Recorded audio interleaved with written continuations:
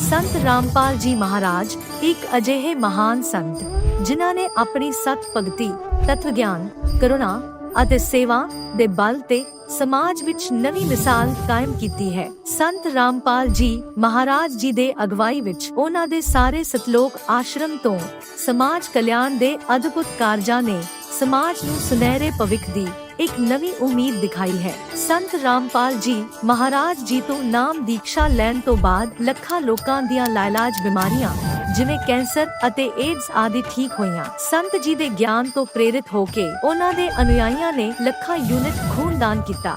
ਸੰਤ ਜੀ ਨੇ ਲੱਖਾਂ ਭੈਣ ਬੇਟੀਆਂ ਦੇ ਦਹੇਜ ਮੁਕਤ ਵਿਆਹ ਕਰਵਾਏ। ਸੰਤ ਜੀ ਨੇ ਲੱਖਾਂ ਲੋਕਾਂ ਦਾ ਨਸ਼ਾ ਛੁਡਾਇਆ, ਕਰੋੜਾਂ ਉਜੜੇ ਪਰਿਵਾਰ ਵਸੇ। ਸੰਤ ਜੀ ਦੇ ਆਸ਼ਰਮਾਂ ਵਿੱਚ ਸਮਾਗਮਾਂ ਦੇ ਦੌਰਾਨ ਨਿਸ਼ੁਲਕ ਅੱਖਾਂ ਦਾ ਇਲਾਜ ਅਤੇ ਦੰਦਾਂ ਦਾ ਇਲਾਜ ਕੀਤੇ ਜਾਂਦੇ ਹਨ। ਸੰਤ ਰਾਮਪਾਲ ਜੀ ਮਹਾਰਾਜ ਵੱਲੋਂ ਸਮੇਂ-ਸਮੇਂ ਤੇ ਵਾਤਾਵਰਣ ਸੰਭਾਲ ਮੁਹਿੰਮ ਦੇ ਤਹਿਤ ਵੱਡੇ ਪੱਧਰ ਤੇ ਰੁੱਖ ਲਗਾਏ ਜਾਂਦੇ ਹਨ। ਸੰਤ ਜੀ ਨੇ ਲੋੜਵੰਦਾਂ ਨੂੰ ਤੁਰੰਤ ਸਹਾਇਤਾ ਪਹੁੰਚਾਉਣ ਲਈ ਮੁਫਤ ਐਂਬੂਲੈਂਸ ਸੇਵਾ ਸ਼ੁਰੂ ਕੀਤੀ।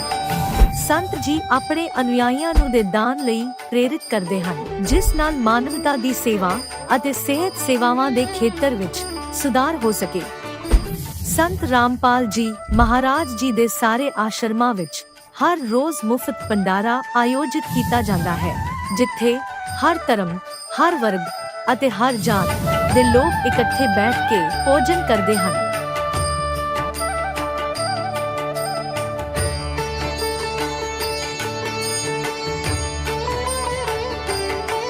ਸੰਤ ਰਾਮਪਾਲ ਜੀ ਮਹਾਰਾਜ ਦੇ ਆਸ਼ਰਮਾਂ ਵਿੱਚ ਹਜ਼ਾਰਾਂ ਬਜ਼ੁਰਗਾਂ ਨੂੰ ਸਨਮਾਨ ਅਤੇ ਪਿਆਰ ਨਾਲ ਜੀਵਨ ਜਿਉਣ ਦਾ ਮੌਕਾ ਮਿਲਦਾ ਹੈ। ਉਹਨਾਂ ਦੇ ਖਾਣ, ਰਹਿਣ ਅਤੇ ਸਿਹਤ ਦੀ ਪੂਰੀ ਜ਼ਿੰਮੇਵਾਰੀ ਸੰਤ ਰਾਮਪਾਲ ਜੀ ਮਹਾਰਾਜ ਚੱਕਦੇ ਹਨ। ਅਨਾਥ ਬੱਚਿਆਂ ਲਈ ਸੰਤ ਰਾਮਪਾਲ ਜੀ ਮਹਾਰਾਜ ਦੇ ਸਾਰੇ ਆਸ਼ਰਮ ਕਿਸੇ ਵਰਦਾਨ ਤੋਂ ਘੱਟ ਨਹੀਂ ਹਨ। ਇੱਥੇ ਉਹਨਾਂ ਨੂੰ ਪੜ੍ਹਾਈ, ਸੰਸਕਾਰ ਅਤੇ ਭਵਿੱਖ ਲਈ ਬਿਹਤਰ ਮੌਕੇ ਪ੍ਰਦਾਨ ਕੀਤੇ ਜਾਂਦੇ ਹਨ। ਚਾਹੇ ਹੜ੍ਹ ਹੋਵੇ, ਭੂਚਾਲ ਹੋਵੇ ਜਾਂ ਮਹਾਮਾਰੀ, ਸੰਤ ਰਾਮਪਾਲ ਜੀ ਮਹਾਰਾਜ ਅਤੇ ਉਹਨਾਂ ਦੇ ਅਨੁਯਾਈ ਲੋੜਵੰਦਾਂ ਲਈ ਸਭ ਤੋਂ ਅੱਗੇ ਖੜੇ ਰਹਿੰਦੇ ਹਨ। ਕੋਵਿਡ ਮਹਾਮਾਰੀ ਦੇ ਦੌਰਾਨ ਸੰਤ ਰਾਮਪਾਲ ਜੀ ਮਹਾਰਾਜ ਦੇ ਆਸ਼ਰਮਾਂ ਤੋਂ ਕਰੋੜਾਂ ਲੋਕਾਂ ਲਈ ਖਾਣਾ, ਦਵਾਈਆਂ ਅਤੇ ਜੀਵਨ ਰੱਖਿਅਕ ਸਮੱਗਰੀ ਉਪਲਬਧ ਕਰਵਾਈ ਗਈ। ਚਾਹੇ ਗਰੀਬਾਂ ਦੀ ਮਦਦ ਹੋਵੇ ਜਾਂ ਸ਼ੋਸ਼ਿਤ ਅਤੇ ਪੀੜਿਤ ਵਰਗ ਦੇ ਹੱਕਾਂ ਅਤੇ ਸਨਮਾਨ ਦੀ ਲੜਾਈ, ਸੰਤ ਰਾਮਪਾਲ ਜੀ ਮਹਾਰਾਜ ਨੇ ਹਮੇਸ਼ਾ ਹੀ ਉਹਨਾਂ ਦੀ ਦਬੀ ਆਵਾਜ਼ ਨੂੰ ਸਰਕਾਰਾਂ ਤੱਕ ਪਹੁੰਚਾਇਆ ਹੈ ਅਤੇ ਉਹਨਾਂ ਨੂੰ ਉਚਿਤ ਨਿਆਂ ਦਿਵਾਉਣ ਵਿੱਚ ਅਹਿਮ ਭੂਮਿਕਾ ਨਿਭਾਈ ਹੈ। ਸਮਾਜ ਵਿੱਚ ਅਧਿਆਤਮਿਕ ਅਤੇ ਸਮਾਜਿਕ ਮੁੱਲਾਂ ਪ੍ਰਤੀ ਜਾਗਰੂਕਤਾ ਲਿਆਉਣ ਲਈ ਸੰਤ ਰਾਮਪਾਲ ਜੀ ਮਹਾਰਾਜ ਹਰ ਕਦਮ ਤੇ ਮਾਨਵਤਾ ਦੇ ਸੱਚੇ ਸੇਵਕ ਸਾਬਤ ਹੋਏ ਹਨ।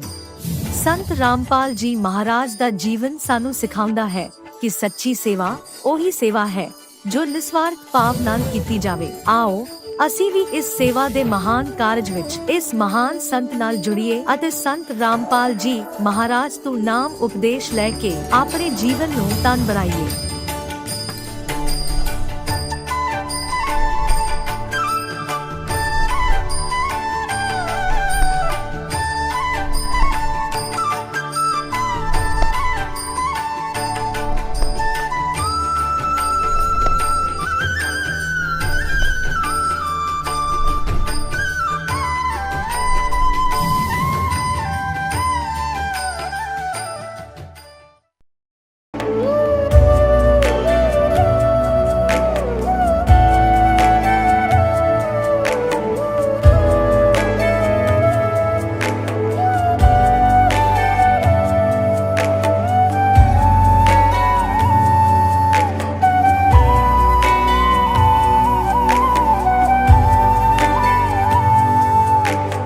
जब लग गुरु मिले न साचा, तब लग गुरु करो 10 पांचा। क्या गुरु बदल सकते हैं? क्या गुरु बदलने से पाप लगता है? आध्यात्म के इस मैदान में आखिर सही गुरु कौन है? गीता जी में वर्णित तत्वदर्शी संत कौन है? इन सभी प्रश्नों के उत्तर जानने के लिए अवश्य सुनिए जगत गुरु तत्वदर्शी संत रामपाल जी महाराज के मंगल प्रवचन।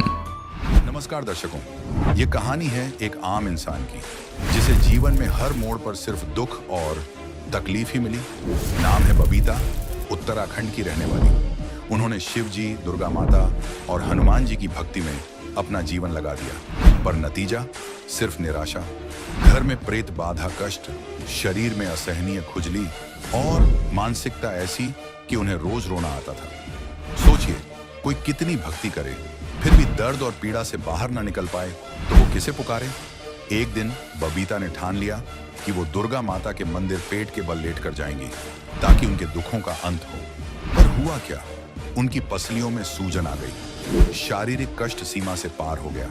वो इतनी कमजोर हो गई थी कि कुछ भी करने में असमर्थ हो गई। डॉक्टर ने कहा कि अब सर्जरी ही एक रास्ता है, मगर बबीता सर्जरी करवाने में असमर्थ थी।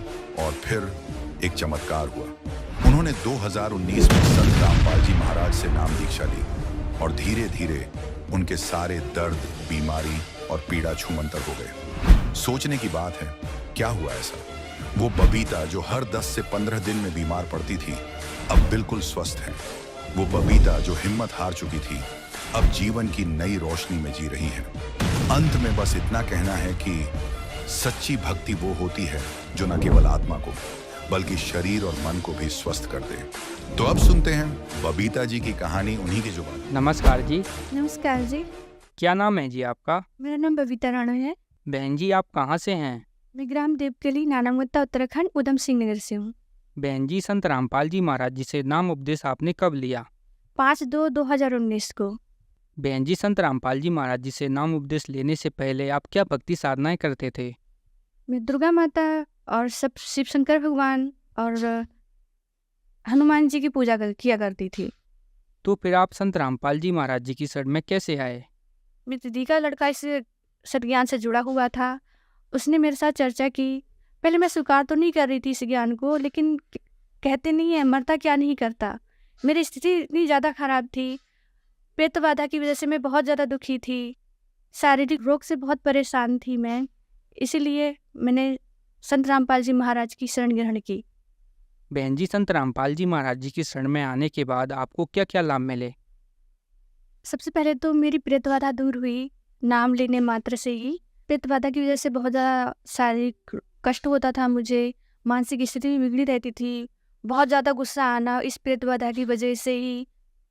ऐसा गुस्सा आता था कि मन करता था या मर जाऊं या किसी को मार दूं। और इस प्रेत बाधा की वजह से मेरे बच्ची को बहुत ज़्यादा दुख तकलीफ का सामना करना पड़ा। एक टाइम ऐसा हो गया था इस प्रेत बाधा की वजह से ही मेरे पति को और मेरी बच्ची को और मुझे इतनी ज़्यादा खुजली हो गई, वो साल पूरा हमारा ऐसा ही गया। खुजलाते खुजलाते जख्म हो जाते थे, फिर भी उस जख्म के ऊपर खुजलाती थी मेरी बच्ची। बहुत रोना आता था कि हे परमात्मा, इतनी भक्ति कर रही हूँ मैं दुर्गा माता की, शिव शंकर का व्रत रखती थी, नवरात्रि का व्रत रखती थी, फिर भी मेरे ये शारीरिक कष्ट दूर नहीं हो रहे थे। मैंने दुर्गा माता मंदिर में सितारगंज मेन रोड से अंदर को 3-4 किलोमीटर अंदर को मंदिर है, तो मैंने माता से कुछ बोल रखा था करके, माता मैं ठीक हो जाऊं, मैं लेटकर आपके दरबार में आऊँगी।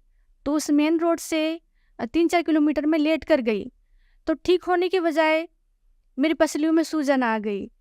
तो वो भी दुख हो रहा था करके मैं तो सुख की चाह में गई थी, लेकिन यहाँ मेरा एक और शारीरिक कष्ट यानी आ गया, मेरी पसलियाँ सूज गईं। शारीरिक पीड़ा की वजह से बहुत तकलीफ उठानी पड़ी मुझे। बलि भी दिया करती थी कहीं किसी भी तरह से मेरा शारीरिक सुख प्राप्त हो जाए, लेकिन सब तरह से निराशा ही हाथ लगी। संत रामपाल जी महाराज की दया से आज इस प्रेत बाधा से मुझे मुक्ति मिली है। और घर में आए दिन लड़ाई झगड़े होते रहते थे, लेकिन अब इससे भी निजात मिली है। अब झगड़े नहीं होते हैं घर में, शांत वातावरण हो गया है घर में संत रामपाल जी महाराज की दया से। और मेरे पित्ते में पथरी थी 18 mm की, डॉक्टर ने बताई थी, तो उन्होंने कहा था करके ये ऑपरेशन के द्वारा ही निकलेगी। दर्द भी होता था, मेरे दोनों किडनियों में पथरी थी। राइट साइड पे 6 mm की थी, लेफ्ट साइड पे 5 mm की थी, जिसकी वजह से कमर बहुत ज़्यादा दुखा करती थी मेरी, बार बार दर्द उठना, उससे भी बहुत काफ़ी परेशान थी मैं। मेरे पित्त की थैली में 18 mm की पथरी बताई थी डॉक्टर ने, रिपोर्ट भी मैं साथ लाई हूँ। तो डॉक्टर ने कहा था करके ऑपरेशन के द्वारा ही निकलेगी ये पथरी। पहले तो दर्द होती थी ये पित्ते की पथरी में, लेकिन अब परमात्मा की दया से अब कोई दर्द नहीं है। मैं कोई भी दवाई नहीं खाती हूँ इसकी, ना ही ऑपरेशन करवाया, ना ही मैं आज कोई दवाई खाती हूँ। आज मैं इस पित्त की पथरी से बिल्कुल तरह ठीक हूँ, संत रामपाल जी महाराज की दया से। बच्ची भी हमेशा परेशान रहती थी शारीरिक दुख की वजह से, और हर महीने उसे नज़र हो जाती थी। हमारे थरवाटी में बोलते हैं ढीठ नज़र, जो कहते हैं जो पक्की मिठाई होती है वो देते थे, तब जाकर उसकी नज़र ठीक होती थी। हर महीने यही ड्रामा लगा रहता था। आज बंदी छोड़ सतगुरु रामपाल जी महाराज की दया से मैं कोई झाड़ा नहीं लगवाती हूँ। आज मेरी बच्ची ठीक है। ये मैं रिपोर्ट लाई हूँ। पित्त की थैली में पथरी थी, मेरे 18 mm की थी, यहाँ लिखा है 13 से 18 mm, और डॉक्टर ने बोला था कि ये ऑपरेशन के द्वारा ही निकलेगी। संत रामपाल जी महाराज की दया से आज मैं बिना ऑपरेशन बिना दवाई के आज मैं ठीक हूँ। ये पित्त की थैली की पथरी का अब मुझे एहसास ही नहीं होता है। हर महीने मैं बीमार हो जाती थी, कभी 10 दिन कभी 15 दिन, चारपाई पे लेट जाना। और मेरी बच्ची थी 4 साल की, उसकी केयर ना कर पाना, उसको पानी लाकर भी नहीं दे पाती थी, बहुत दुख होता था मुझे। और इसी बीच मेरा कमर भी निकल आई थी पीछे को बाहर साइड पे, तो मुझे झुककर चलना पड़ता था। आज बंदी छोड़ सतगुरु रामपाल जी महाराज की दया से आज मैं पूरी तरह से ठीक हूँ। बहन जी, संत रामपाल जी महाराज जी की शरण में आने के बाद आपको बहुत सारे लाभ प्राप्त हुए। तो जो श्रद्धालु संत रामपाल जी महाराज जी से जुड़ना चाहते हैं तो कैसे जुड़ सकते हैं? सत्संग आती है तो डाउन साइड पे एक पट्टी चलती है, उस पे व्हाट्सएप नंबर दिए जाते हैं। उन नंबर पर संपर्क करके आप पता कर सकते हैं कि कहाँ कहाँ नामदान सेंटर खुले हुए हैं, वहाँ जाकर आप नाम दीक्षा ले सकते हैं। धन्यवाद जी। सच साहिब जी। अब जगत गुरु तत्वदर्शी संत रामपाल जी महाराज जी के सत्संग के माध्यम से उस अद्वितीय आध्यात्मिक ज्ञान के बारे में जानते हैं, जिसके माध्यम से आप भी प्राप्त कर सकते हैं ऐसे आध्यात्मिक, मानसिक और भौतिक सुख जो अभी तक आपने सिर्फ मीराबाई, ध्रुव, प्रहलाद जैसे कुछ ही भक्तों की जीवन कथा में सुने होंगे। अब सुनिए तत्वदर्शी संत के संग शास्त्र अनुकूल भक्ति सत्संग, ऐसा अद्वितीय आध्यात्मिक ज्ञान जिसका है सर्वधर्मों के पवित्र शास्त्रों में प्रमाण। 600 वर्ष पहले परमात्मा बताया करते थे, और क्या कहा करते थे, धर्मदास ये जग बोराना, कोई न जाने पद निर्वाण। ये पूरा विश्व भ्रमित है और किसी को भी मोक्ष मार्ग का ज्ञान नहीं। यही कारण मैं कथा पसारा, जग से कोई एक राम नियारा। यही कथा तुम जग जीव सुनाओ, सब जीवों का भरम नसाओ। अब मैं तुमसे कहूं चिताई, तेरे देवन की उत्पत्ति भाई। ज्ञानी सुने सो हृदय लगाई, मूर्ख सुने तो गम नहीं पाई। परमात्मा कहता है कि मैं जो कथा तुम्हें सुना रहा हूं तो लिख रहा है, लिखते जाना, सुनते भी रहना, और इस कथा को तू आगे संसार में बताना और सब जीवों के भ्रम का नाश करना। तो पुण्यात्मा, सौभाग्य आपका, आप जी को परमात्मा का ये मार्ग उस समय में मिल रहा है जो परमात्मा ने ये प्रकट करना था। और धन्य है आपके माता पिता जिससे आपका जन्म हुआ।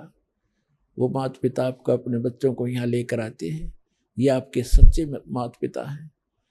और आज जो आप अपने बच्चों को, माता पिता को, भाई बहनों को कितना प्यार करते हो, तो ये प्यार तो आपका रह नहीं सकता यदि उस गलत साधना में लगे रहे।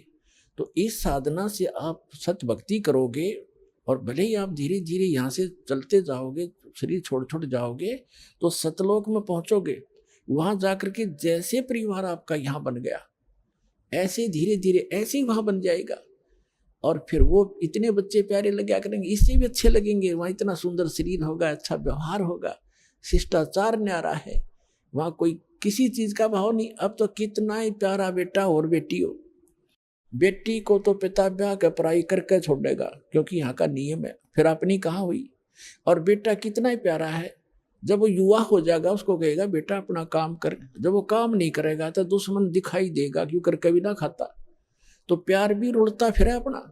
और 6 महीने बालक बीमार हो जा, 1 वर्ष बेटा बीमार हो जा, बेटी हो जा, माता पिता खुद कहने लग जाते हैं भगवान इसकी माटी संगवा ले, घना दुखी हो गया है। दुखी तो वो खुद होते हैं पर कहना पड़ता है ना यो घना दुखी हो रहा है। इसी प्रकार माता पिता 6 महीने दुखी हो जा, दरंग मार जाए, टट्टी पेशाब दौड़ना पड़ जाए, तो बेटा बेटी तो जल्दी, पुत्र वधू बेटा तो जल्दी हाथ खड़े कराया करे। तो ये प्यार यहाँ का नकली है भाई, सथाई नहीं है। ठीक है, ममता और ये शिष्टाचार यहाँ भी हमने बनाए रखना पड़ेगा। और इस भक्ति से फिर आपको ऐसे अटैक नहीं होंगे। अधरंग पैरालिसिस भी हमने देखा, यहाँ नाम लेने के बाद कईयों का क्रम अड़ गया, पैरालिसिस हो गया और तीसरे दिन चालन लाग गए। बताओ, वो दुख भी टाल दिया भगवान ने। तो ये ऐसे सुख देगा, आप यहाँ भी सुखी रहोगे और सतलोक में सदा अमर स्थान पाओगे। परमात्मा कहते हैं, गरीबदास जी ने कहा कि सतगुरु आए दया करी, ऐसे दीन दया दे, बंदी छोड़ वृत्तास का जठरग्नि प्रतिपाले। अमर करो, खुद कहते हैं भगवान, अमर करूं सतलोक ले जाऊं, तात बंदी छोड़ कहाऊं। बंदी छोड़ हमारा नामम, अजर अमर हमारा अस्थिर ठामम। हमारा अजर अमर स्थान है। ए स्वामी सृष्टा में सृष्टि हमार तीरे, दास गरीब अदर रहूं, अवगत सत कबीर। भजन करो उस रब को, जो दाता है कुल सबे का। उस परमात्मा की भक्ति करो पुण्यात्माओं, और समझा है तो सिर धर पाओ, बहुर नहीं रे ऐसा दाव। बोलो सतगुरुदेव।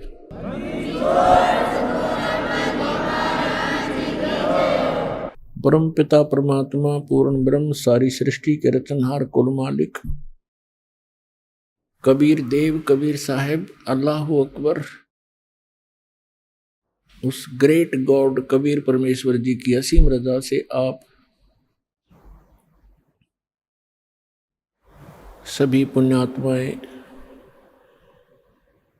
परमात्मा की महिमा का ये सत्संग सुनने के लिए उपस्थित हुए।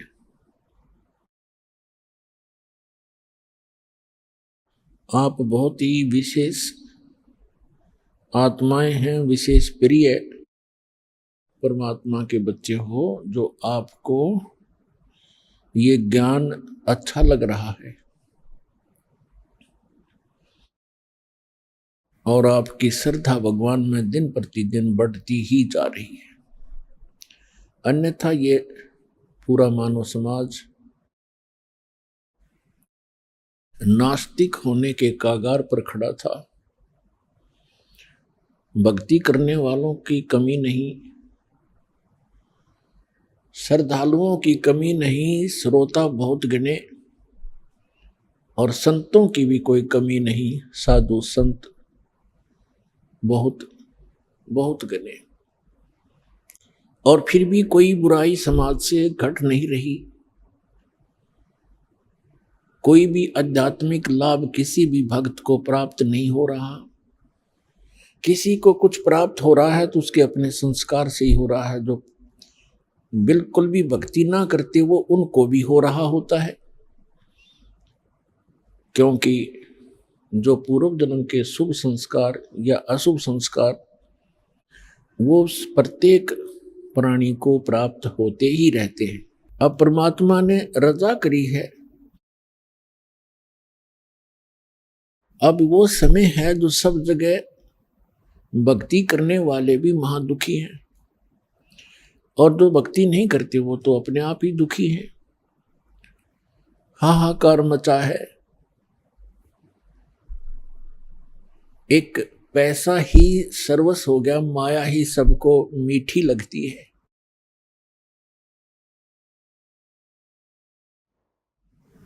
इसका कारण क्या है?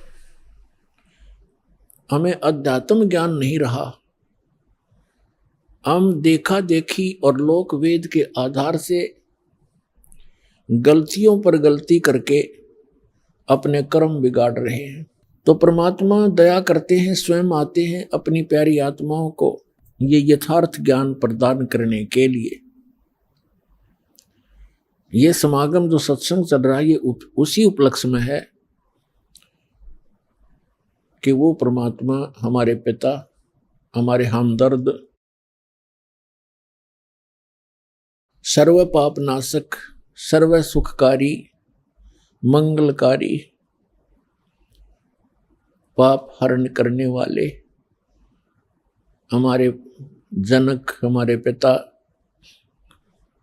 ये परमात्मा हैं। और इसलिए ये हमारे को यहाँ सद्मार्ग दर्शन करने के लिए आते हैं। और काल भगवान जिसके लोक में हम रह रहे हैं, इसका पूरा प्रयत्न होता है कि ये सभी प्राणी परमात्मा से परिचित ना होकर के दंत कथा लोक वेद सुनते रहें, भक्ति करें, या तो करें नहीं, विकार खूब करते रहें, और करें तो शास्त्र विधि त्याग का मनमाना आचरण करें, जिससे उनको कोई लाभ होना नहीं। और कुछ दिनों में उनकी आस्था भगवान से अपने आप हट जाती है। जैसे बहुत से ऐसे प्रमाण यहाँ आ रहे हैं, बहुत से उदाहरण हैं कि जो पहले अन्य संतों के पास उपदेशी थे, वहाँ कोई 30 वर्ष, कोई 20 वर्ष, कोई 40 वर्ष अपनी साधना समय व्यतीत करके और सर्वस्व लुटा करके, घर में भी बहुत हानि उठा करके, जन हानि भी उठा करके अब यहाँ आ रहे हैं। अब यदि उनको ये मार्ग ना मिलता और यहाँ उनको कुछ लाभ ना मिलता तो वो नास्तिक हो जाते पक्के।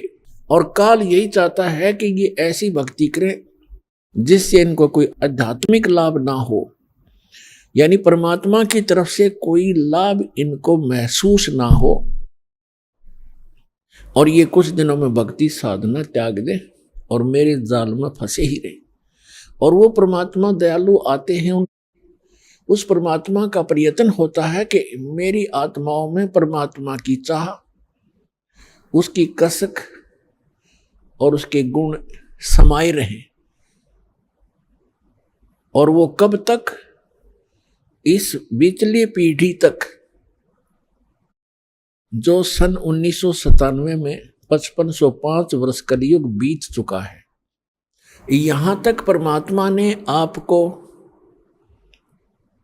ये भक्ति की आस्था बना के, भगवान में आपकी आस्था बनाए रखकर यहाँ लाना था, इस समय तक लाना था। इसलिए वो परमात्मा चारों युगों में आते हैं। क्या बताते हैं? सतयुग में सत सुकृत कह टेरा, त्रेता नाम मुनींद्र मेरा, द्वापर में करुणा में कहाया, कलयुग नाम कबीर धराया। चारों युग में मेरे संत पुकारे, कूक कहा हम हेल रे, हीरे माणक मोती बरसे, ये जग चुगता डेल रे। परमात्मा कबीर साहब जो सत्य पुरुष हैं, सारी सृष्टि के रचनहार हैं, ये वही परमात्मा हैं जो बनारस नगरी में, काशी शहर में सन 1398 संवत 1455 ज्येष्ठ सुदी पूर्णमासी को सुबह ब्रह्म मुहूर्त में सतलोक से चलकर आए थे। लहर तारा नामक सरोवर में कमल के फूल के ऊपर आकर नवजात शिशु का रूप धारण करके विराजमान हुए थे। वहां से नीरू नीमा नाम के जो दुल्हा दंपति थे, पति पत्नी थे, वो निसंतान थे और उनको उठाकर घर ले गए। परमात्मा की परवरिश की लीला कंवारी गायों से हुई, कबीर सागर में प्रमाण है। और वेद भी यही बताते हैं, ऋग्वेद मंडल नंबर 9 सूक्त 1 मंत्र 9 में यही प्रमाण कि वो परमात्मा से स्वरूप धार कर जब आते हैं, वो लीला करते हैं, उसमें उनके परवरिश की लीला कंवारी गायों द्वारा होती है। तो ये परमात्मा वही है जो सारी सृष्टि के रचनहार हैं, जिसका सब सदग्रंथ गुणगान करते हैं। और आंखों देखा जिन महापुरुषों ने, उन्होंने भी इसी परमेश्वर कबीर जी की महिमा का ही गुणगान किया। और ये वही परमात्मा है, सारी सृष्टि का रचनहार है। इसके विषय में जिन महापुरुषों को परमात्मा प्राप्त हुए, जिन्होंने परमात्मा का वो निज धाम देखा, लोक देखा, सतलोक देखा, जहां हम सभी रहा करते थे, उन्होंने फिर अपनी अमृत वाणी में बोला और बताया, हम सुल्तानी नानक तारे दादू को उपदेश दिया, जात जुलाहा भेद न पाया, ये काशी में कबीर हुआ। अनंत कोटि ब्रह्मांड का एक रति नहीं भार, सतगुरु पुरुष कबीर हैं कुल के सिरजनहारे। सतयुग में सत सुकृत कै टेरा, त्रेता नाम मुनिंदर मेरा। सतयुग में परमात्मा सतसुकृत नाम से आए, ऐसे ही एक कमल के फूल के ऊपर सरोवर के अंदर विराजमान हुए नवजात शिशु बना करके। वहां से एक विद्याधर नाम के ब्राह्मण और उनकी पत्नी दीपिका, वो निसंतान थे, परमात्मा को घर ले गए और कुंवारी गायों से उनकी परवरिश हुई। 5 वर्ष की आयु में, 4 वर्ष की आयु में मनु जैसे जो विद्वान प्रसिद्ध हो रहे थे, पाक रहे थे, उनके छक्के छुड़ा दिए। उनको जबान नहीं छोड़ी उनके मुख में, और एक ही प्रश्न परमात्मा किया करते थे, कौन ब्रह्मा का पिता है, कौन विष्णु की मां, शंकर का दादा कौन है, ऋषि जी मोहे बता। उनके पास कोई उत्तर नहीं था, उल्टा परमात्मा के साथ ही वो बेहुदा व्यवहार करने लग जाते थे। ये झूठा है, ये कपटी है, ये पता नहीं कहाँ किस जाति का है। वहां पर एक पड़ा मिला था, विद्याधर के घर आ गया, ब्राह्मण के घर। ये ऐसी ऐसी नीच बातें वो परमात्मा के लिए बोलने लगे, विषय बदल दिया करते थे। इसी प्रकार परमात्मा त्रेता युग में मुनिंदर नाम से प्रसिद्ध हुए। उस समय वही आत्मा जो विद्याधर और दीपिका वाली थी, वो दोनों त्रेता युग में फिर ब्राह्मण कुल में ही उनका जन्म था। दोनों का संयोग होया, उनके नाम थे वेदविज ब्राह्मण पंडित, और सूर्या नाम की उसकी पत्नी जो दीपिका थी, वो सूर्य नाम से जन्मी, पुनर्जन्म हुआ। ऐसे ही वो निसंतान थे। परमात्मा फिर उनको ऐसे ही सरोवर के ऊपर कमल के फूल पर सुबह सुबह मिले, वो उठा करके घर ले गए। उस समय परमात्मा ने उन ऋषि महर्षियों को सबको निरुत्तर कर दिया। सभी परमात्मा के साथ अच्छा व्यवहार नहीं करते थे और उनको ऐसे ही उलाहने दिया करते, ताने लगाते थे, व्यंग करते थे कि ना जाने तो किस जाति का है, वेद बीज को कहाँ पड़ा मिला था। जब त्रेता युग में परमात्मा आए हुए थे, उस समय की एक कथा सुनाते हैं, परमेश्वर की सुप्रसिद्ध है। एक भक्त ने प्रश्न किया था, जब दास गांव गांव में घर घर में सत्संग करने जाता था, उसने सत्संग सुनने से पहले कहा, जी मैं रामायण को बहुत अच्छी तरह पढ़ता हूँ और गहनता से उसका अध्ययन करता हूँ। 1-2 प्रश्न ऐसे खटक रहे हैं जिनका मुझे किसी भी मंडलेश्वर के पास, किसी भी संत ऋषि आचार्य शंकराचार्य संत महात्मा के पास उसका उत्तर नहीं मिल पा रहा। उत्तर वो देते हैं अपने ढंग से, पर मेरी संतुष्टि नहीं होती। मैंने कहा, बोलो भाई बताओ क्या प्रश्न है आपका। उन्होंने कहा कि रामायण के अंदर मंदोदरी जो रावण की पत्नी और विभीषण, उनकी ऐसी वाणी है रामायण के अंदर, उन्होंने जो विचार व्यक्त किए हैं, उस राक्षस नगरी के अंदर ऐसे शुभ विचारों के ये आत्मा कहां से आ गई, इनको ये ज्ञान कहां से प्राप्त हुआ। मंदोदरी कितना समझाती है, विभीषण भी बहुत अच्छे वचन कहता अपने भाई को। ये विचार उनके पास कहां से आ गए, और पूरे श्रीलंका के अंदर कोई बोलनिया नहीं था। और दूसरा वो ये कह रहा था कि जैसे हम सुनते हैं कि समुद्र के ऊपर पुल बनाया, कोई कभी तो हम किसी से सुनते हैं कि श्री रामचंद्र जी ने पत्थर तरा दिए, फिर हम ये भी पढ़ते हैं कि श्री रामचंद्र जी ने 3 दिन तक घुटनों पानी में समुद्र में खड़ा होकर के याद प्रार्थना करते रहे, अग्निबाण से फूंकना चाहा, फिर उन्होंने कहा कि नल नील आपके यहाँ ऐसे भक्त हैं जिनके हाथों में ऐसी करामात है, उनके हाथों से पत्थर भी नहीं डूबते। और नल नील ने पत्थर तरा दिए। कोई कहता है श्री हनुमान जी ने राम नाम लिख दिया पत्थरों पर, वो हल्के हो गए, तैरने लग गए। ये इस बिना सिर पैर की बात है। मुझे कोई संतुष्टि नहीं मिल रही। मैंने बहुतों से प्रश्न कर लिया, वो भले ही अपनी तरफ से उत्तर देने की चेष्टा करते हैं। मैंने उससे कहा कि पुण्यात्मा, मुझे भी पहला ऐसा हिंदू भक्त मिला है जो ऐसा प्रश्न करने वाला हो,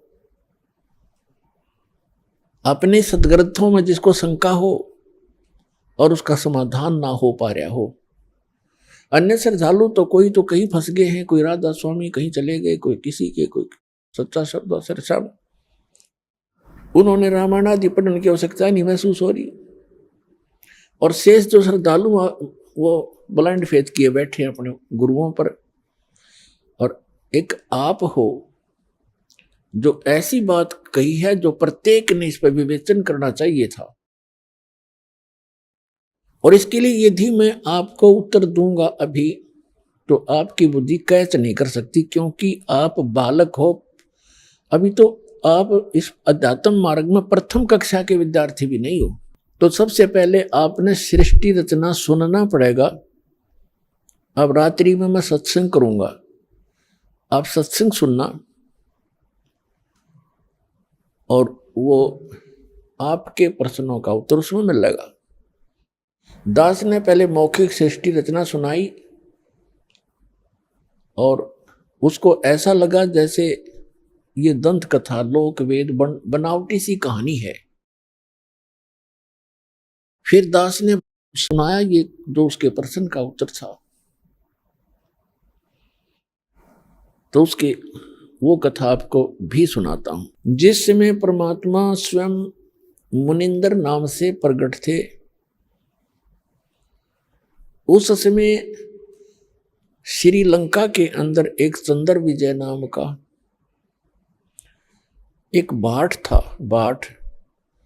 भाट आपको पता होगा, जो राजाओं के घरों में जाते थे, बड़े बड़े नवाबों के घर जाते थे, उनकी प्रशंसा के पुल बांधा करते थे, उनको कथा कहानी सुनाया करते थे, उनको चुटकुले सुनाकर उनकी महिमा के पुल बांधकर प्रसन्न करके उनसे कुछ रोजी रोटी प्राप्त करते रहते थे। वो चंद्र विजय नाम का एक भाट था। उसके घर में पुत्र पुत्रियां और पुत्र वधू कुल मिलाकर 16 सदस्य थे। परमात्मा कहते हैं, सो छल छिद्र मैं करूं अपने जन के काज, गोता मारूं स्वर्ग में जा बैठूं पाताल। गरीबदास जी वर्णन कर रहे हैं परमात्मा की महिमा को। गरीबदास ढूंढता फिरूं अपने हीरे मोती लाल। तो परमात्मा एक साधु रूप में चंद्र विजय जिस रास्ते से सुबह सुबह सैर सपट्टे को जाता था, उस मार्ग में एक वृक्ष के नीचे बैठ गए। और पुण्यात्माओं, भक्त का एक विशेष लक्षण होता है कि साधु संत दिखाई देते उसकी आत्मा अपने आप आकर्षित हो जाती है। वो उसका सौभाग्य या दुर्भाग्य, वो असली है या नकली, लेकिन वो असली मानकर ही पहुंच जाता है। तो परमात्मा भी कहते हैं कबीर साहब के, साधु दर्शन राम का, साधु दर्शन राम का, मुख पे बसे सुहाग, और दर्श उन्हीं को होत है जिनके पूर्ण भाग। कबीरा दर्शन संत के, परमात्मा आवे याद, और लेखे में वही समय, बाकी का समय बर्बाद। अब जो ही चंद्र विजय अपने निर्धारित समय पर सुबह सुबह बाहर निकला, घूमने के लिए गया, फ्रेश होने के लिए गया। जाते समय देखा कि साधु बैठा है अपना। वापस आते समय उन्होंने चरणों में प्रणाम किया और कहा, महात्मा जी, दास का यह मकान है, छोटा सा झोंपड़ा है, दर्शन दो भगवान, कुछ आहार करो, हमारा भी उद्धार करो। परमात्मा तो गए उसी विषय में थे। परमात्मा ने कहा कि भाई मैं ऐसा वैसा संत नहीं हूं, मेरे कुछ नियम हैं, मर्यादाएं हैं, उनको यदि तू पालन करेगा तो मैं चल सकता हूं तेरे घर पे। करबद्ध होकर के चंद्र विजय भाट ने कहा कि हुक्म करो परवरदिगार, क्या नियम है, क्या आदेश है आपका? संभव कोशिश करूंगा, जितना भी संभव मेरे से हो सकेगा। परमात्मा ने कहा कि जो मेरा भक्त हो जाता है, उपदेश दीक्षा ले लेता है, मेरा शिष्य बनता है, मैं उसी के घर जाता हूं, ऐसे वैसे व्यक्ति के, अनुपदेशी के घर में आहार नहीं करता। तो चंद्र विजय ने कहा कि भगवान मैं तो शिष्य गुरु बना चुका हूं एक ऋषि को, और उसी ऋषि को गुरु बना रखा है और बहुत से हमारे साथियों ने। तो परमात्मा ने कहा आपके गुरुजी ने किस भगवान की भक्ति बताई है? अब चंद्र विजय कहता है कि और भगवान कौन है? शिव जी, शंकर भगवान ही तो है सर्वेश्वर, और हमारे राजा भी भगवान शंकर के ही उपासक हैं। फिर परमात्मा ने उसको कहा कि भाई तुम सभी भ्रमित हो, ये शंकर भगवान नहीं है, ये एक देव है, और ये तीन देव एक जैसी ही शक्ति वाले हैं। श्री ब्रह्मा जी रजगुण, श्री विष्णु जी सतगुण, श्री शंकर जी तमोगुण। जैसे एक प्रांत, आजकल के दृष्टिकोण से अवतार समझाएगा, जैसे एक प्रांत में मिनिस्टर होते हैं, मंत्री, तो उन मंत्रियों का एक जैसा ही रैंक होता है, एक जैसी पावर होती है, एक जैसे ही वो एमएलए होते हैं, लेकिन उनके विभागों में अंतर होने से थोड़ी सी वैल्यू उनकी घट बढ़ जाती है, वो अलग बात है। फिर परमात्मा ने बताया तीन लोक का राज है ये, ब्रह्मा विष्णु महेश, ऊंचा धाम कबीर का, बाणी बिरह विदेश। तीन देव की जो करते भक्ति, उनकी कदे ना होवे मुक्ति। गुण तीनों की भक्ति में ये भूल पड़ो संसार, कहे कबीर निज नाम बिना कैसे उतरो पार। अब चंद्र विजय को कुछ बात खटकी, कुछ हटकर ज्ञान था, कभी कड़वा लगा, कभी मीठा लगा। घंटा 2 घंटे डिस्कशन करने के बाद उसने निर्णय ले लिया कि भगवान आपका ज्ञान भले ही मैं पहली बार सुन रहा हूं, पर आत्मा को खींच रहा है, कुछ अच्छा सा भी लग रहा है। शुरू में तो अच्छा नहीं लग रहा था। तब चंद्र विजय ने कहा कि भगवान दीक्षा दे दो दास को। परमात्मा ने उसको मंत्र दिया और कहा अब दर्शन दो दास के घर पे। तो चल पड़े मालिक। अब चंद्र विजय के घर रहे परमात्मा 2-3-4 दिन, प्रार्थना करके रखा उनको। सारे परिवार को बैठा लेते थे और सत्संग सुनाते थे, ज्ञान सुनाते थे। तो प्रथम बार तो केवल चंद्र विजय ने ही दीक्षा ली, बाकी सदस्यों ने नहीं दीक्षा ली, क्योंकि पहले बड़े श्रद्धालु व्यक्ति थे। दीक्षा ग्रहण बेसिक ना की, लेकिन ज्ञान सुनते रहे। परमात्मा चले गए, वो फिर कुछ दिनों के बाद फिर आए। उस समय तक चंद्र विजय ने सारे परिवार को तैयार कर लिया दीक्षा दिवाने के लिए। परमात्मा आए, पीछे उन्होंने सब ज्ञान पर डिस्कस किया और सब ने स्वीकार किया कि बात सारी सत्य है और समर्थ हैं ये संत, इनके दर्शन से ही आत्मा प्रसन्न होती है। जिन मिलते सुख उपजय, मिट्टे कोटि उपाद, भवन चतुर्दश ढूंढियो वो परम स्नेही साध। और वो तो परमात्मा आए थे खुद। उन सब ने दीक्षा ले ली। पूरे चंद्र विजय भाट के 16 के 16 सदस्य दीक्षित हो गए। अपन आत्माओं देखना मालिक की कैसी रजा होती है। अब पहले चंद्र विजय की पत्नी करमवती प्रतिदिन मंदोदरी के पास जाती थी, घंटा 2 घंटा उसका मनोरंजन करवाया करती थी। और क्या सुनाया करती थी? ऐसे ही घटिया सतर के चुटकुले, बेहुदी बातें जो आम समाज में कहीं भी नहीं जाती। इस तरह की घटिया प्रकार के चुटकुले ऐसे ही जैसे बतलाया करती हैं वो दोनों जनी, और मंदोदरी को हंसाया करती थी, खुश करती थी। जब उस करमवती को ये ज्ञान हुआ, फिर वो जाकर के मंदोदरी जी को, Mandodari wife of Ravan, king of Lanka,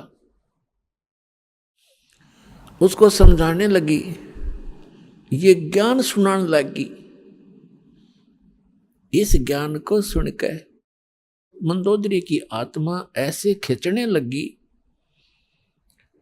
और एक दिन ये बोली कि करमवती, तेरे अंदर तो सारा डंगा भरा था, ये बात तू लाई कहाँ से?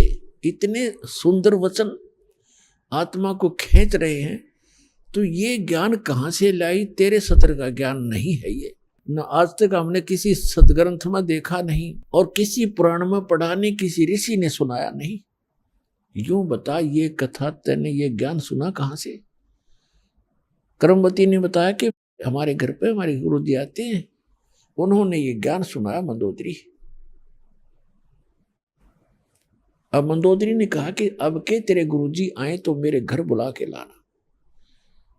अब परमात्मा फिर जाना ही था अपने पेड़ पौधों को संभालने के लिए।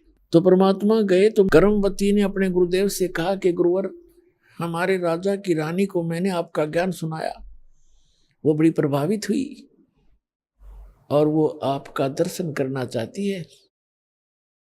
उसने कहा है कि आप एक बार अपने गुरु जी को बुला लाओ। परमात्मा कहने लगे, बेटा, रावण जो है एक बहुत अहंकारी व्यक्ति है, और वहां यदि मैं जाऊंगा और वो इंसल्ट कर देगा और उधर से अपनी पत्नी को कहेगा क्यों बुला तूने ऐसे गैर पुरुष को, तो बेटा उसके जी में भी समस्या हो जाएगी।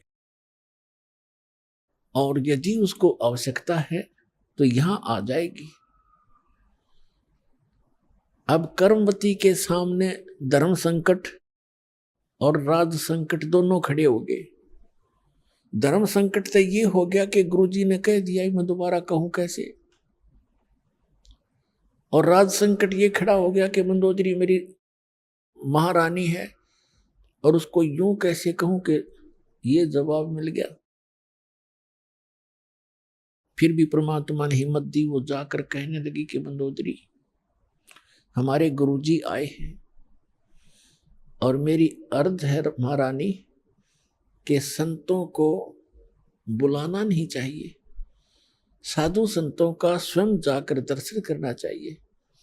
और यदि मैं प्रार्थना करूंगी ज्यादा और वो आ भी गए और उन्होंने आप पर रजा बख्शी नहीं, तो बात नहीं बनेगी।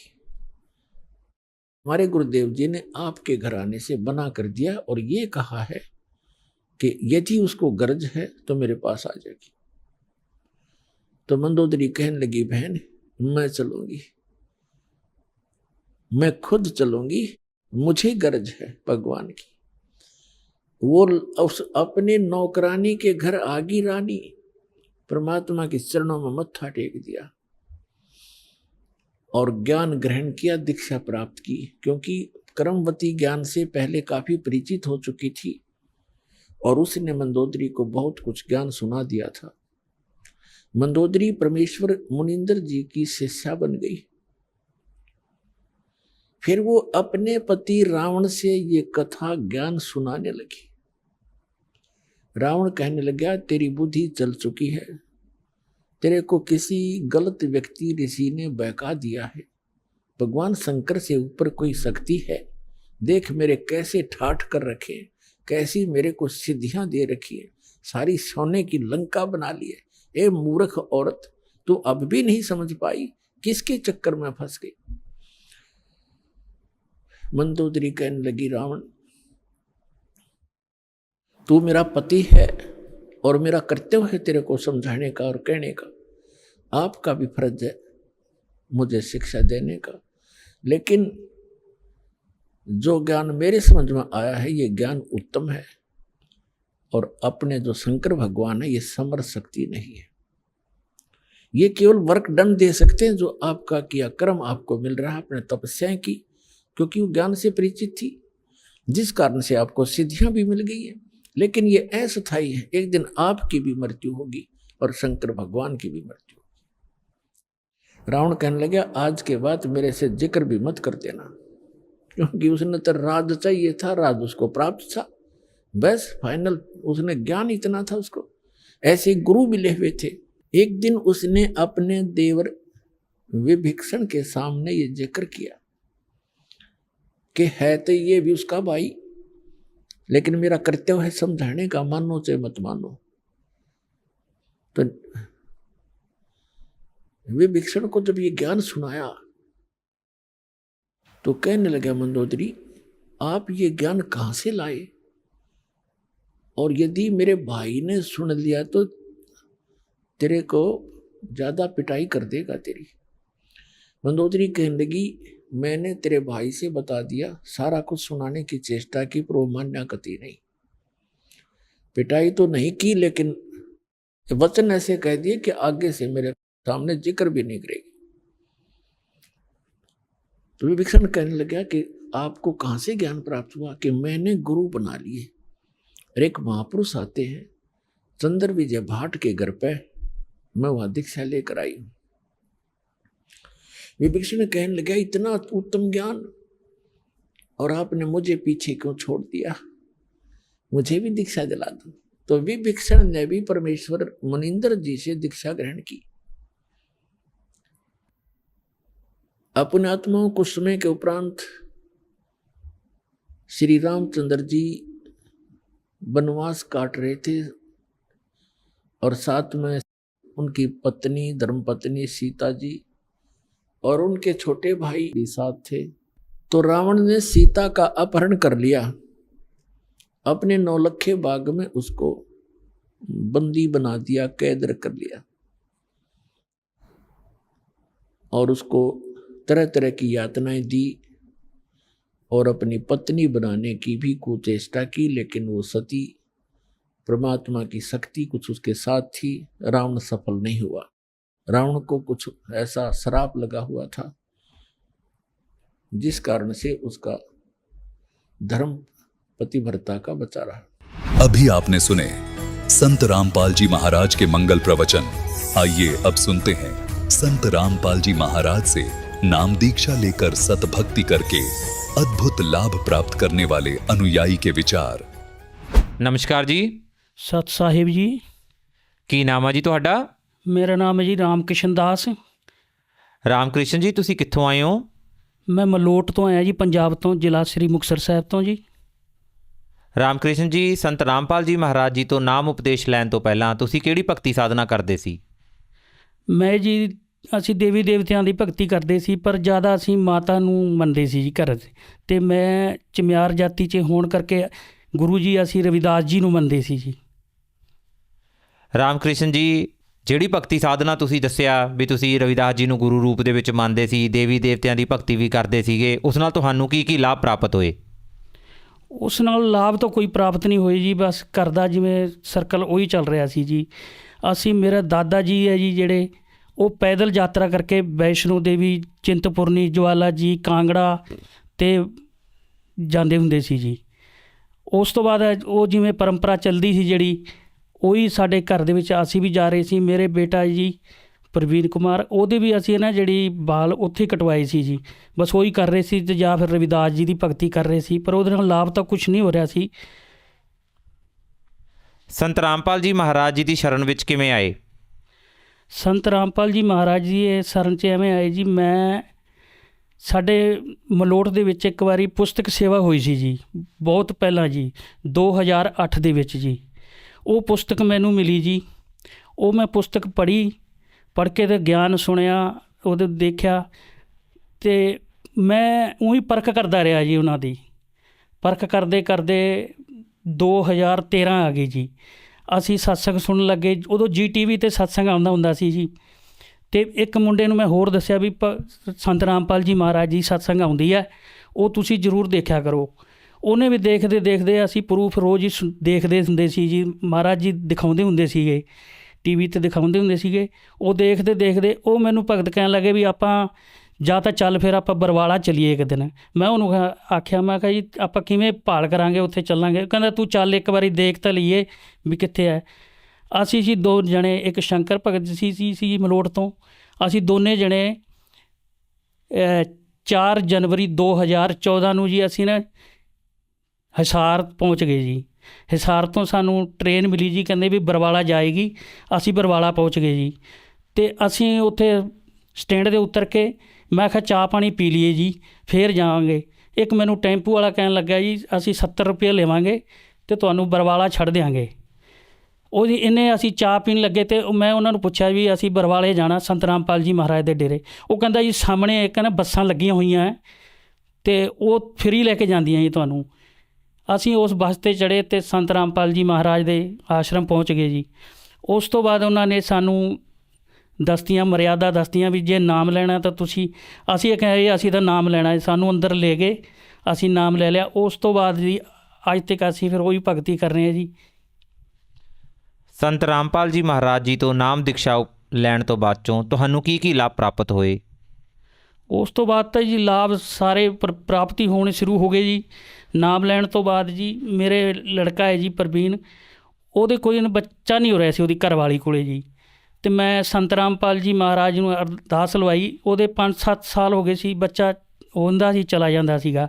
ਉਸ ਤੋਂ ਬਾਅਦ ਜੀ ਮੈਂ ਸੰਤ ਰਾਮਪਾਲ ਜੀ ਮਹਾਰਾਜ ਦੇ ਅੱਗੇ ਅਰਦਾਸ ਲਾਈ ਜੀ ਵੀ ਬੱਚਾ ਨਹੀਂ ਹੋ ਰਿਹਾ। ਉਹ ਕਹਿੰਦੇ ਬੇਟਾ ਵੀ ਇੱਥੇ ਤੁਸੀਂ ਆਏ ਹੋ ਨਾ, ਇੱਥੋਂ ਹੀ ਹੋ ਸਭ ਕੁਝ ਮਿਲੇਗਾ। ਅਤੇ ਉਸ ਤੋਂ ਬਾਅਦ ਜੀ 1 ਸਾਲ ਬਾਅਦ ਉਹਨੂੰ ਬੇਟਾ ਪ੍ਰਾਪਤ ਹੋ ਗਿਆ ਜੀ। ਮੇਰੇ ਬੇਟੇ ਨੂੰ ਪੋਤਰਾ ਹੋ ਗਿਆ ਸਾਡੇ। ਉਸ ਤੋਂ ਬਾਅਦ ਇੱਕ ਪੋਤਰਾ ਫਿਰ 2 ਸਾਲ ਬਾਅਦ ਫਿਰ ਹੋ ਗਿਆ ਜੀ। ਉਹ ਤੋਂ ਬਾਅਦ ਖੁਸ਼ੀ ਦੀ ਲਹਿਰ ਸਾਡੇ ਘਰ ਦੇ ਵਿੱਚ। ਸੰਤ ਰਾਮਪਾਲ ਜੀ ਮਹਾਰਾਜ ਦਾ ਸਾਰਾ ਪਰਿਵਾਰ ਨੇ ਸਾਰੀ ਨਾਮ ਲਿਆ ਹੋਇਆ ਜੀ। ਮੇਰੇ ਪੋਤਰੇ ਨੇ ਵੀ ਨਾਮ ਲਿਆ ਜੀ ਸੰਤ ਰਾਮਪਾਲ ਜੀ ਮਹਾਰਾਜ। ਉਸ ਤੋਂ ਬਾਅਦ ਜੀ 2021 ਦੇ ਵਿੱਚ ਜੀ ਮੈਨੂੰ ਕਰੋਨਾ ਹੋ ਗਿਆ ਜੀ।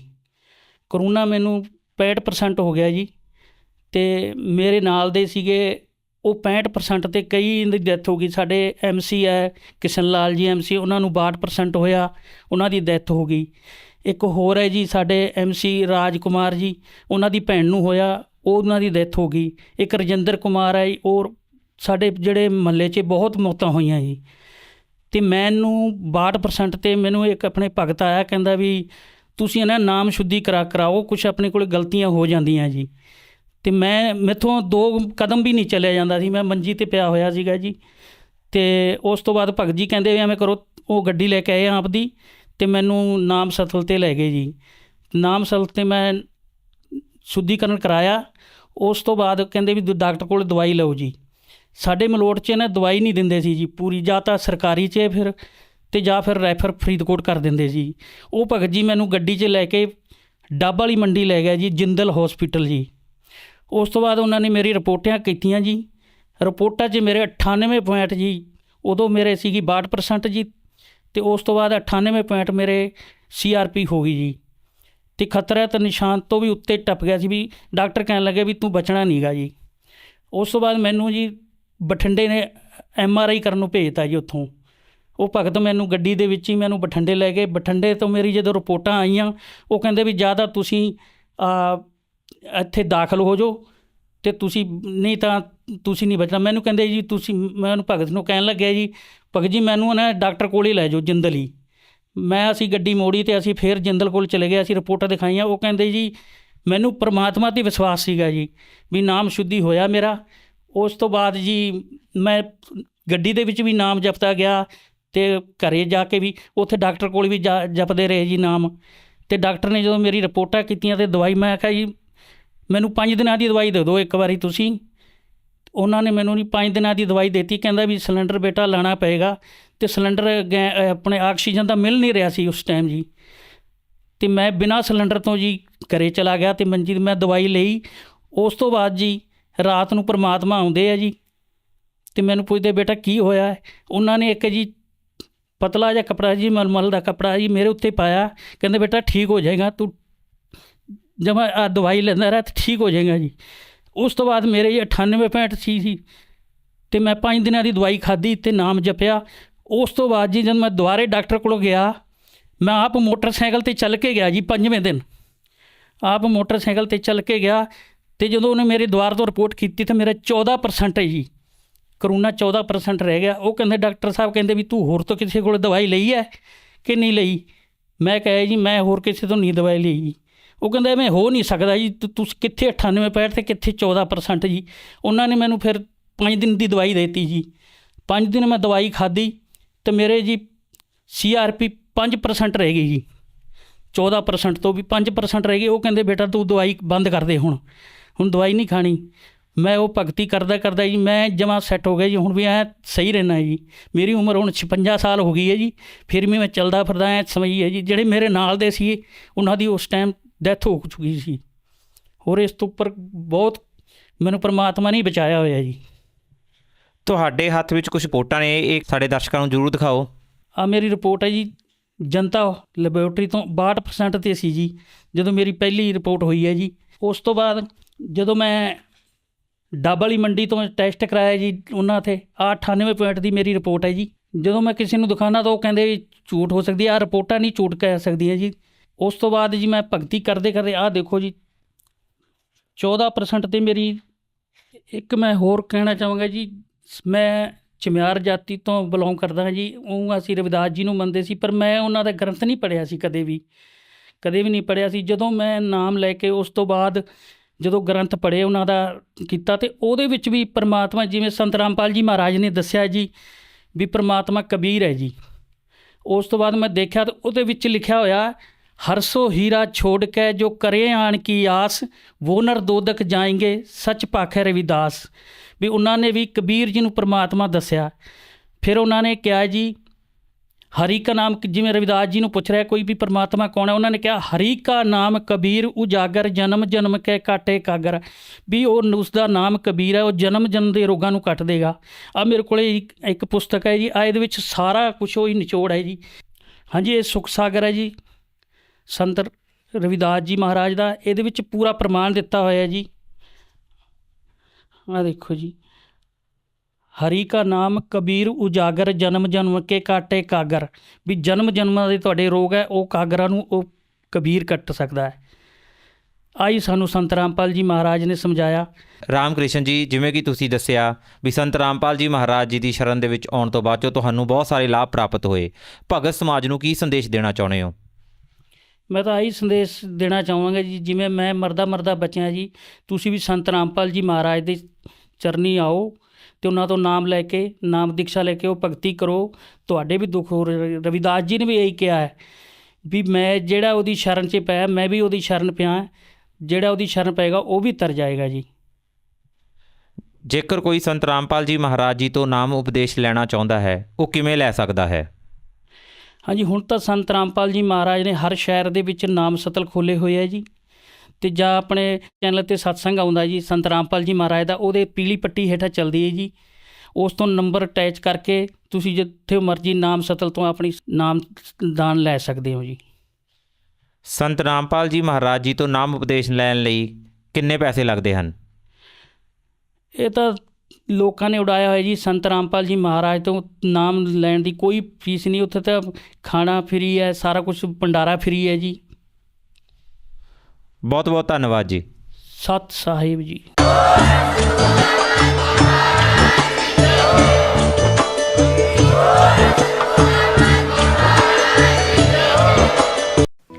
आप सुन रहे थे जगत गुरु तत्वदर्शी संत रामपाल जी महाराज के मंगल प्रवचन।